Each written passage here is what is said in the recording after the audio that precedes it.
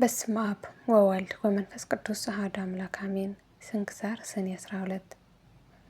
በዚህች ዕለት የከበረ የመላእክት አለቃ የቅዱስ ሚካኤል የመታሰቢያ በዓል ነው። የሚያከብሩበት ምክንያት እንዲህ ነው። እስክንድርያ በምትባል ከተማ አክላወጳጥራ የምትባለች ንግሥት የንጉሥ በጥሊሞስ ልጅ ዙሃር በሚባል ኮከብ ስም ያሰራችው ታላቅ ምኩራብ ነበረና በየዓመቱ ሰኔ በ7 በ12 ቀን በዚህ ምኩራብ ሕዝብ ተሰብስቦ ታላቅ በዓል ያደርጉ ነበር። በዚያ ምኩራብ ውስጥ ዙሃል የሚሉት ታላቅ የነሳ ጣዖት ነበርና በዓሉ በሚከበርበት ዕለት ብዙ ፍሪዳዎችን ያርዱለት ነበር። አባ እለእስክንድሮስም እስከተሾመበት ዘመን ድረስ ለዚያ ጣዖት እንዲህ ሲያደርግ ኖረ። ይኸውም ሶስት ዓመተ ምህረት ተፈጽሞ በአራተኛው ምዕት ውስጥ ነበር። አባ እለእስክንድሮስ በእስክንድርያ ከተማ ሊቀ ጵጵስና በተሾመ ጊዜ ጻድቁ ቆስጠንጢኖስ በነገሰ ጊዜ የክርስትና ሃይማኖት ስለተስፋፋች ያን ጣዖት ሊሰብረው ወድሮ ሳለ ጉስቋሎች ሰዎች ከለከሉት። እንዲህም አሉት፣ እኛ በዚህ ቦታ ይህ በዓል ማክበር ለምደናል። እነሆ ከአንተ በፊት 18 ሊቃነ ጳጳሳት አልፈዋል። ይህ ልማዳችን አልለወጥብንም። አባ እለእስክንድሮስ ግን የገሰጻቸው አስተማራቸው። ስህተታቸውን በግልጥ እንዲህ ብሎ አስተማራቸው። ይህ ጣዖት የማይጎዳና የማይጠቅም ነው። እርሱም የሚያመልክ ሰይጣናትን ያመልካቸዋል። ምክሬንስ ብትሰሙ ቀድሞ እንደ ነበረ አድርጌ ይህ በዓል እሰራላችኋለሁ። ይህም ጣዖት እንድንሰብረው ምኩራቡንም እንድንባርከውና በከበረ በመልአኩ በቅዱስ ሚካኤል የመላእክት አለቃ ስም ቤተክርስቲያን አድርገን እንድንሰይመው ነው። እኛንም ይህ ታላቅ በዓል እንሰራለን። የሚታረዱትንም ላሞችና በጎቹ ለድሆችና ለጦም አዳሪዎቹ ለችግረኞቹም በከበረው መልአክ ስም ምግብ ይሁን። እርሱ በእግዚአብሔር ዘንድ ባለሟልነት ያለው ስለሆነ ስለ እኛ ይማልዳልና። ይህም ብሎ በዚህ በጎ ምክር አስወደዳቸው። እነርሱም ታዘዙለት። ከዚህም በኋላ ያን ምኩራብ አድሰው በዚህ የከበረ መልአክ የመላእክት አለቃ በቅዱስ ሚካኤል ስም ቤተክርስቲያን አደረጉት። በዚህችም ዕለት አከበሯት። እርሷም የታወቀች ናት። እስላሞቹም እስከ ነገሱበት ዘመን ኖራ ከዚህም በኋላ አፈረሷት። ይህም በዓል ተሰራ፣ እስከ ዛሬም ጸንቶ ይኖራል። ዳግመኛ በዚች ዕለት እግዚአብሔር የመላእክት አለቃ ቅዱስ ሚካኤል በነገዱ ውስጥ በመላእክት ሁሉ ላይ በብዙ ክብር ሾመው። ይህም የከበረ መልአክ ክብር ይግባውና በጌታችን ፊት ስለ ሰው ልጆችና ስለ ፍጥረቶቹም ሁሉ ይለምናል ይማልዳልም። የዚህ የከበረ የመላእክት አለቃ ሚካኤል ታምራት ብዙዎች ናቸው። ከእርሱም አንዱ ይህ ነው። እግዚአብሔር የሚፈራ አንድ ሰው ነበረ። እርሱም የከበረ የሚካኤል የበዓል መታሰቢያ በየወሩ በ12ኛው ቀን ይልቁንም በሰኔ በኅዳር ወር አብልጦ ያከብር ነበር። በጎረቤቱም ርኅራኄ የሌለው አንድ ባለጸጋ ሰው ነበረ። ይህ እግዚአብሔር የሚፈራው ሰው የከበረ መልአክ የሚካኤል በዓል በሚደረግበት ጊዜ ይጠላውና ያቃልለው ነበር። ለድሆች ስለ መራራቱም ይዘባበትበት ነበር። የሕይወት ዘመኑም ተፈጸመ። የሚሞትበትን ከዚህ ከኃላፊው ዓለም ድካም የሚያርፍበትን ጊዜ ሲቀርብ የከበረ መልአክ ሚካኤል የበዓሉ መታሰቢያ ታደርግ ዘንድ ምጽዋት ሰጪም ትሆን ዘንድ ሚስትን አዘዛት። ከዚህም በኋላ አረፈና ገንዘው ቀበሩት። ሚስቱም ጸንሳ ነበረች።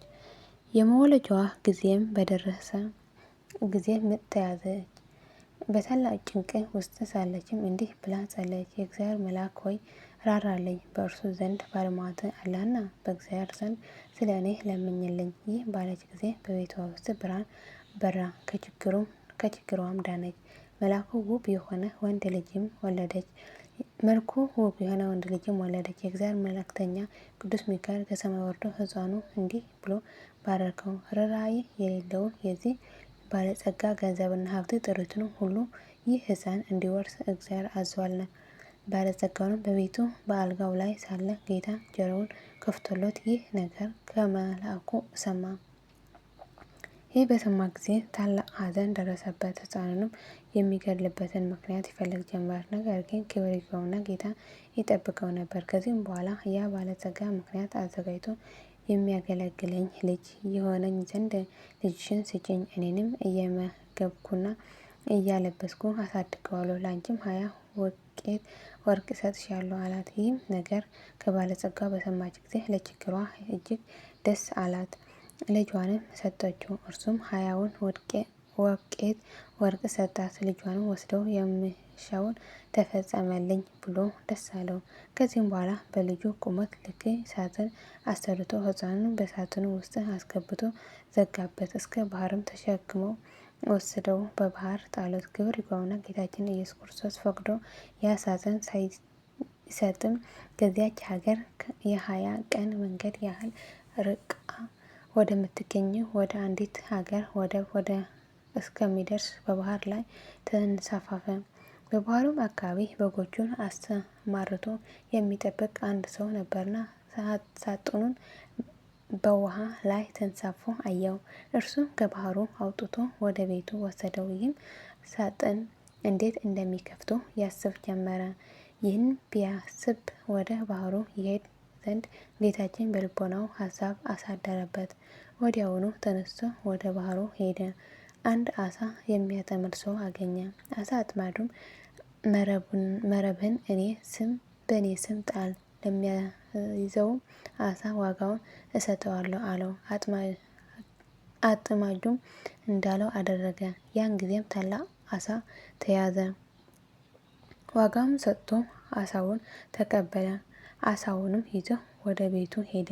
ለራትም ይጠብሰው ዘንድ አረደው። በሆዱም 3 መክፈቻ አገኘ። በልቡም ይህ መክፈቻ ይህ ሳጥን ይከፍተዋል ይሆን አለ። በሳጥኑም ቀዳዳው ባስገባው ጊዜ ፈጥኖ ተከፈተ። በውስጡም ይህ ታናሽ ብላቴና አገኘ።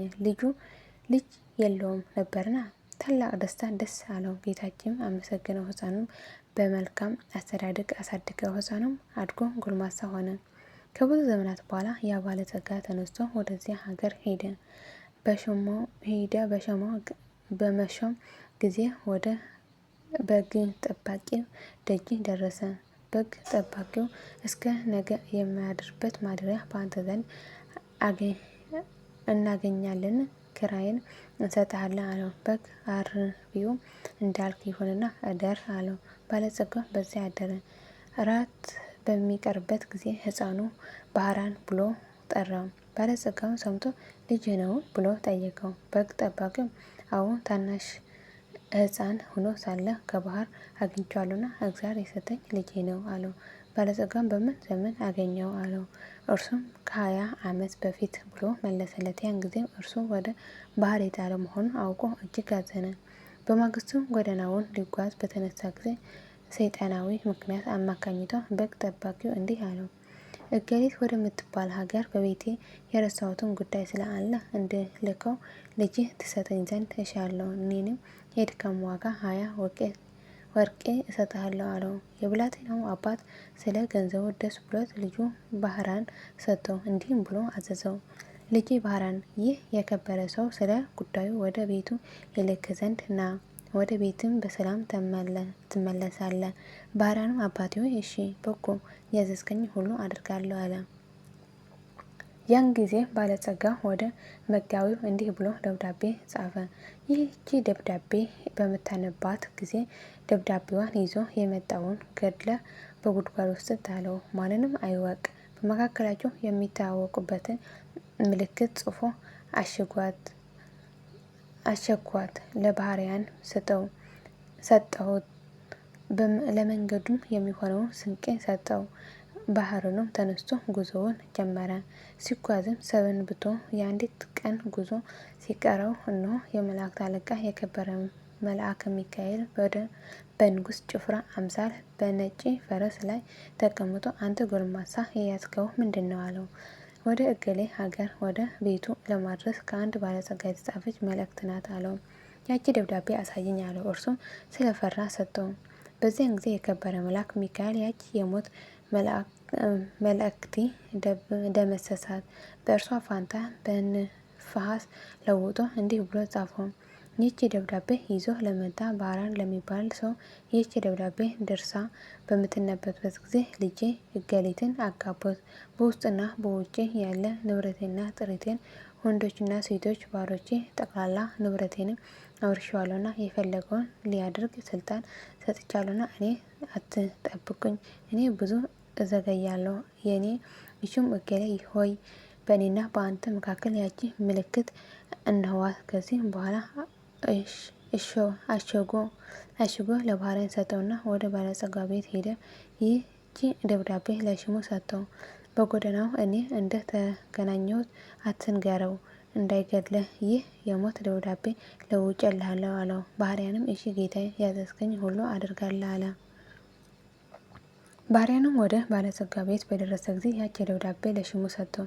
ባነበባትም ጊዜ በመካከላቸው ያለው ምልክት አገኘ። አስተውሎም እርግጠኛ እንደሆነ አወቀ። ከዚህም በኋላ ለባህራን ሰርግ አዘጋጅቶ እንደሚገባ በቤተ ክርስቲያን ስርዓት በተክሊል የባለጸጋውን ልጅ አጋቡት። 40 ቀን ያህልም ደስታ ሐሴት እያደረጉ ኖሩ። ከዚህም በኋላ ባለጸጋው ከሄደበት በመመለሻው ጊዜ ሆኖ በደስታ የሆነውን የመሰንቆና የእንዝራ ድምፅ ሰምቶ ይህ የምሰማው ምንድን ነው ብሎ ጠየቀውን። እርሱም ስሙ ባህራን የተባለ ያንተን ደብዳቤ ላመጣ ጎልማሳ ሰው ልጅን እገሊትን አጋቡት። እነሆ ለ40 ቀናት በሰርጓ ላይ ገንዘብና ጥሪትን ሁሉ ወንዶችና ሴቶች ባሮቹን አንተ እንዳዘዝክ ሰጥተውታል አሉት። ይህም በሰማ ጊዜ ደንግጦ ከፈረሱ ላይ ወደቀ፣ በድንገትም ሞተ። ባህራን በጎ ስራዎችን የሚሰራ ሆነ። የተገለጸለትና ከመገደል ያዳነው የመላእክት አለቃ የከበረ መልአክ ሚካኤል እንደሆነ ሊገድለው የሚሻውን የባለጸጋው ጥሪትን ሁሉ ያወረሰው እርሱ እንደሆነ ተረዳ። የዚህም የከበረ መልአክ የመላእክት አለቃ የቅዱስ ሚካኤል መታሰቢያ በየወሩ ያደርግ ጀመር። ቤተ ክርስቲያን ሰራለት። የቅዱስ ሚካኤል ስዕሉን አስሎ በቤተ ክርስቲያን ውስጥ አደረገው። ከእርሱ ብዙዎች ድንቆች ታምራቶች ተገለጡ። ባህራን ቅስና ተሹሞ እስከ ዕለተ ሞቱ በዚያች ቤተ ክርስቲያን ውስጥ የሚያገለግል ሆኖ ኖረ። ከዚህም በከበረ የመላእክት አለቃ ሚካኤል አማላጅነት ከእናትና ከአባቱ ከልጃቸውም ጋር የዘላለም ሕይወት ወረሰን። መድኃኒታችን በተነሳባትም ቀን ይህ የከበረ መልአክ ሚካኤል ከውስጠኛው መጋረጃ ውስጥ ገብቶ በክብር ባለቤት ፊት እንዲህ እያለ ይለምናል። እውነት ስለሆነ ቃል ኪዳን በምድር መታሰቢያ የሚያደርጉት ትምርልኝ ዘንድ ፈጣሪ ሆይ እኔ አገልጋይ መልእክተኛ ከቸርነትህ እለምንሃለሁ። አንተ መሐሪ ይቅር ባይ ነህና። የክብር ባለቤት ጌታችንም እንዲህ ብሎ ይመልስለታል። የመንፈሳውያን የሰማያውያን መላእክት አለቃቸው ሚካኤል ሆይ መታሰቢያ የሚያደርጉ ሁሉ መሸከም እንደማትችል ከሲኦል 3 ጊዜ በክንፎች ተሸክመ እንድታወጣ እነሆ እኔ አዝዣለሁ። ይህን ቃል በሰማ ጊዜ እጅግ ደስ ብሎት የበዓሉን መታሰቢያ ከሚያደርጉት በክንፎቹ ተሸክሞ የእሳቱን ባህር አሳለፋቸው። እነርሱም ከብቻው ጌታ በቀር የሚቆጥራቸው የለም። ስለዚህ የዚህ ታላቅ የከበረ የመላእክት አለቃ የቅዱስ ሚካኤል የበዓል መታሰቢያ ለማድረግ መታገል ይገባናል። እርሱ ከሰይጣን ወጥመድ ያድነን ዘንድ በዘመናችን ሁሉ ይጠብቀን ዘንድ ኃጢአታችንን ያሰርልን ዘንድ መከራችንን ያርቅልን ዘንድ የምድራቸውን ፍሬ ይባርክ ዘንድ ፈቃዱንም ለመስራት ይረዳን ዘንድ ከእኛ ወገን የሞቱትንም ዕረፍተ ነፍስ ይሰጠን ዘንድ ወደ መንገድ የሄዱ አባቶቻችን ወንድሞቻችን ወደ ቤታቸው በሰላም በጤና ይመለሱ ዘንድ በመካከላቸውን ፍቅር ያደርግልን ዘንድ እስከ መጨረሻው ሕቅታ ድረስ በቀናች ሃይማኖት ያጸናን ዘንድ በእግዚአብሔር ፊት ስለ እኛ ይለመናል። የክርስቶስ ወገኖቹ የሆኑ መካኖቶችም ጠብቆ በወንበሮቻቸው ላይ ያጸናቸው ዘንድ የሳቱትንም ወደ ቀናች ሃይማኖት ይመልሳቸው ዘንድ ለእግዚአብሔር ምስጋና ይሁን። እኛንም በዚህ መልአክ አማላጅነት ይማረን ለዘላለሙ አሜን። ዳግመኛ በዚች ቀን እግዚአብሔር የምትፈራ አስተራኒቆስ የሚስቱ የአስተራቂስ ሚስቱ የቅድስት አፎሚያ የዕረፍቷ መታሰቢያ ነው። ይህም ሰው በየወሩ 3 በዓላቶችን እያከበሩ ኖረ። እሊህም ክብር ይገባውና የጌታችን ኢየሱስ ክርስቶስ የልደቱ መታሰቢያ በየወሩ በ29፣ የእመቤታችን ቅድስት ድንግል ማርያም በዓል መታሰቢያ በየወሩ በ21፣ የከበረ የመላእክት አለቃ የሆነ የቅዱስ ሚካኤል በዓል መታሰቢያ በየወሩ በ12 ናቸው። የሚሞትበትን ጊዜ ሲቀርብ እርሱ ሲሰራው የነበረ ምጽዋት ይልቁንም እሊህ 3ቱ በዓላት እንዳታስጓድል ሚስቱን ቅድስት አፎሚያ አዘዛት። እርሷም የከበረ የመልአክ ሚካኤል ስዕል ያስልላት ዘንድ ባሏን ለመነችው። እርሱም አሰርቶ ሰጣትና በቤቷ ውስጥ በክብር አኖረችው። ባሏን ካረፈ በኋላ ባሏ ያዛትን መስራት ጀመረች። ሰይጣን ግን ቀናባት። በመበለት ሴት መነኮሴት ተመስሎ ከእርሷ ጋር ተነጋገረ። እንዲህ ማለት እኔ አዝንልሻለሁ፣ እራራልሻለሁ። ገንዘብሽን ሳያልቅ የልጅነትሽን ወራት ሳያልፍ አግብተሽ ልጅ ትወልጂ ዘንድ እመክርሻለሁ። ባልሽም መንግስተ ሰማያት ወርሷል፣ ምጽዋትም አይሻም። አፎሚያም እንዲህ ብላ መለሰችለት፣ እኔ ከሌላ ሰው ጋር ላልገናኝ በእግዚአብሔር ፊት ቃል ኪዳን አድርጊያለሁ። ርግቦችና መንጦች እንኳን ሌላ ባል አያውቁም። በእግዚአብሔር አርአያ ከተፈጠሩ ሰዎች ይህን ሊሆን እንዴት ይገባል? ምክሩን ባልሰማች ጊዜ አርአያውን ለውጦ በላይዋ ጮኸባት። እንዲህም አላት፣ እኔ በሌላ ጊዜ እመጣለሁ። እርሷም የከበረ የመልአክ የሚካኤል ስዕል ይዛ አሳደደችው። ከዚህም በኋላ ሰኔ 12 የከበረ የመላእክት አለቃ የቅዱስ ሚካኤል በዓል በሚከበርበት ዕለት እርሷም የበዓሉን ዝግጅት ስታዘጋጅ ሳለች ብርሃናዊ መልአክ መስሎ መጣ። አፎሚያ ሆይ ሰላም ላንቺ ይሁን፣ እኔ የመላእክት አለቃ ሚካኤል ነኝ። ጌታ ወደ አንቺ ልኮኛልና እርሱም ይህ መመጽወትሽን ትተሽ ለአንድ ምእመን ሚስት ትሆኚ ዘንድ ጌታ አዞሻል።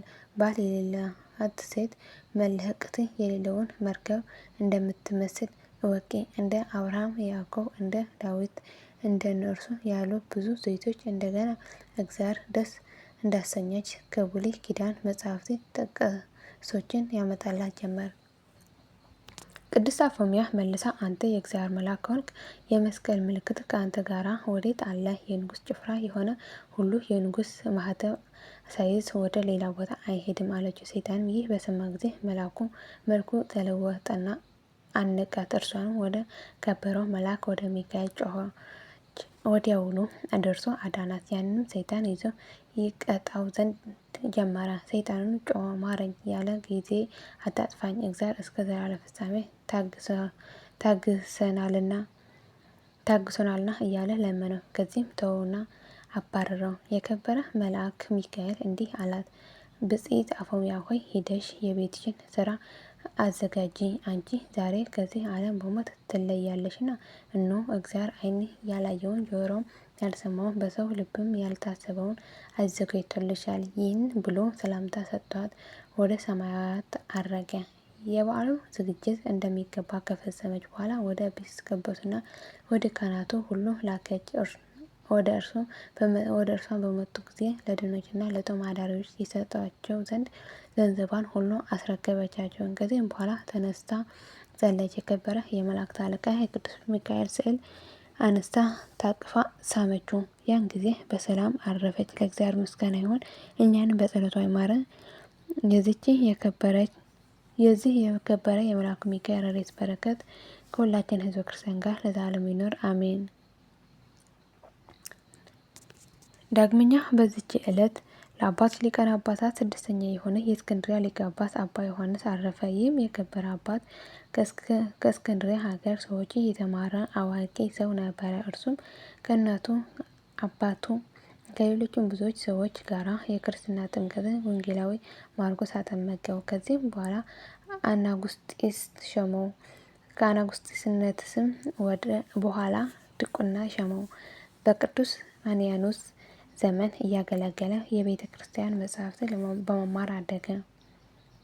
ሕዝቡን ሁልጊዜ ይመክራቸው፣ ይገሥጻቸው፣ ያስተምራቸው፣ በቀናች ሃይማኖትም ያጸናቸው ነበር። አባ አብርሃምዮስም ባረፈ ጊዜ ያለ ፈቃዱ ወስደው በእስክንድርያ ከተማ ሊቀ ጵጵስና ሾሙት። በግብጽ ሀገር ያለች ቤተ ክርስቲያንን በመልካም አጠባበቅ እንደሚገባ ጠብቋት። በወንጌላዊ ማርቆስ ወንበርም 12 ዓመት ከኖረ በኋላ በሰላም አረፈ። ለእግዚአብሔር ምስጋና ይሁን፣ እኛንም በጸሎቱ ይማረን፣ በረከቱም ከኛ ጋር ትኖር ለዘላለሙ አሜን።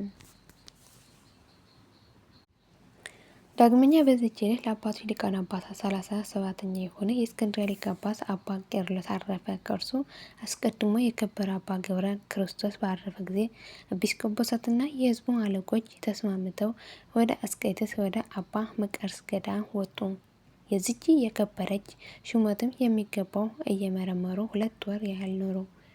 በአባ ዮሐንስ ሐጺር ገዳም የትንቢት መንፈስ ያደረበት ስሙም ገብረ ኢየሱስ የሚባል አንድ ሰው ነበረ። ለእርሱም የእግዚአብሔር መልአክ ተገለጸለት፣ እንዲህ አለው፣ ለኤጲስቆጶሳቱ ለዚች ለከበረች ሹመቱ የሚገባ ሰው ጋርጊ የሚባል በመካከላችሁ አለና አትዘኑ በላቸው አለው።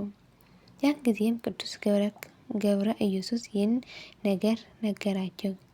ከዚህም በኋላ ይህ አባት ይዘው ያለ ፈቃዱ በወንጌላዊ ማርቆስ ወንበር ላይ ሊቀ ጵጵስና ሾሙት። እርሱንም እጅግ አዋቂ ነበረና በሹመቱ ዘመን ቤተ ክርስቲያን ደስ ተሰኘች። ኤጲስቆጶሳትን፣ ቀሳውስትና ዲያቆናት ሾመ። ብዙዎች አብያተ ክርስቲያናት አደሰ። ከዚህም በኋላ ለኢትዮጵያ ሀገር አንድ ጳጳስ ሾመ። በእውቀትና በደግነቱ እጅግ ደስ ተሰኘበት። ብዙዎችን ከክፉ ስራ ወደ በጎ ስራ መልሷቸዋልና እግዚአብሔርን የሚፈሩ ሆነዋልና በበጎ ስራም ጸንተዋልና። ለንጉሥ እንዲህ ለመኳንንቶቹ ብዙ ሚስቶቹ ነበሯቸውና እርሱ ስለ አስተማራቸውና ስለ ገሰጻቸው ሚስቶቻቸው አሰናብተው እንደ ሕጉ በእያንዳንዲቱ ሴት ጸኑ። የከበረ አባ ቄርሎስም 11 ዓመት ከ3 ወር ተኩል ሲፈጸምለት ስጋውና ደሙን ተቀብሎ በሰላም አረፈ። ስጋውንም ወደ አስቄጥስ ገዳም ወደ አባ መቃርስ ደብር ተሸክሞ ወስዶ ከከበሩ ሊቃነ ጳጳሳት አጽም ጋር አኖሩት። ለእግዚአብሔር ምስጋና ይሁን፣ እኛንም በዚህ አባት ጸሎት ይማረን፣ በረከቱን ከኛ ጋር ትኖር ለዘላለሙ አሜን። ዳግመኛ በዚች ዕለት የተባረከና የተመሰገነ በሰማዕት ያለ ምስጢር ያየ የኢትዮጵያ ንጉሥ ላሊበላ የዕረፍቱ መታሰቢያ ሆነ። ይህም ቅዱስ ወላጆቹ በወለዱት ጊዜ እግዚአብሔር በመፍራትና በበጎ ስራ ሁሉ አሳደጉት። እጅግ አድጎ ካለ መጠን ባደረሰ ጊዜ ታላቅ ወንድሙ ንጉሥ ቀናበት። መልእክተኞቹም ልኮ ወደ እርሱ አስመጣ። ምክንያቱም ሽቶ ከ3 ሰዓት እስከ 7 ሰዓት እንዲገርፉት አዘዘ። ከዚህም በኋላ በፊቱ እንዲያቆሙት አዘዘ። ባቆሙትን ጊዜ የደረሰበት ጉዳት እንደሌለ አይተው ንጉሥና መኳንንቶቹ ሁሉ አደነቁ። የእግዚአብሔር መልአክ ከግርፋቱ ሰውሮታልና። ከዚህም በኋላ ወንድሙ ንጉሥ በአንተ ላይ ስላደረግኩት ክፉ ስራ ወንድሜ ሆይ ይቅር በለኝ ብሎ ለመነውና እርስ በርሳቸው ታረቁ። ከዚህም በኋላ እግዚአብሔር መንግስት አወረሰው። መንግስትን በያዘ ጊዜ እግዚአብሔር በሚያገለግልበት ስራ በረታ። ሁልጊዜ ለድሆች፣ ለምስኪኖች፣ ለችግረኞች ይመጸውት ነበር። ክብር ይግባውና ጌታችን የፍቅሩን ጽናት ባየ ጊዜ የእግዚአብሔር መልአክ ተገለጠለት። ወደ እርሱም ወደ ሰማያት አወጣው። 10ሩን አብያተ ክርስቲያናትን እንዴት እንደሚሰራቸው አሳየው። እነርሱ ስራቸው የየራሳቸው የሆነ ልዩ ልዩ ተመልሰው መንፈስ ቅዱስ እንደ አቀራረበው